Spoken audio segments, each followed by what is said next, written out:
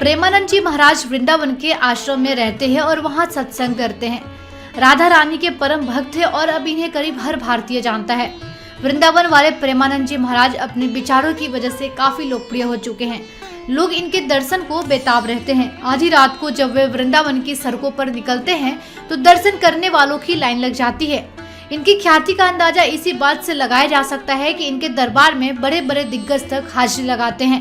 Social media पर प्रेमानंद जी महाराज के सत्संग काफी वायरल होते हैं और इन्हें बहुत पसंद भी किया जाता है। इन्हीं सत्संग में आए लोग अपने मन की व्यथा और प्रश्न प्रेमानंद जी महाराज के सामने रखते हैं, जिनका उत्तर महाराज काफी सहजता से देते हैं।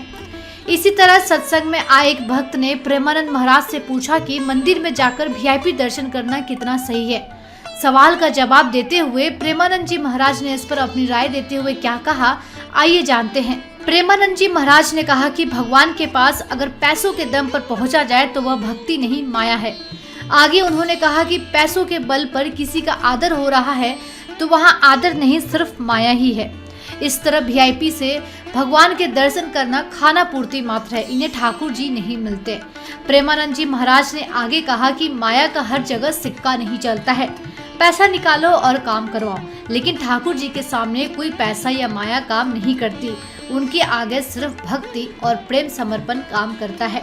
प्रेमानंद जी महाराज कहते हैं कि माया का महत्व और भक्ति का महत्व बहुत अलग होता है और जिस व्यक्ति ने इस महत्व को समझ लिया मानो उस पर ठाकुर जी की कृपा बरसने लगेगी।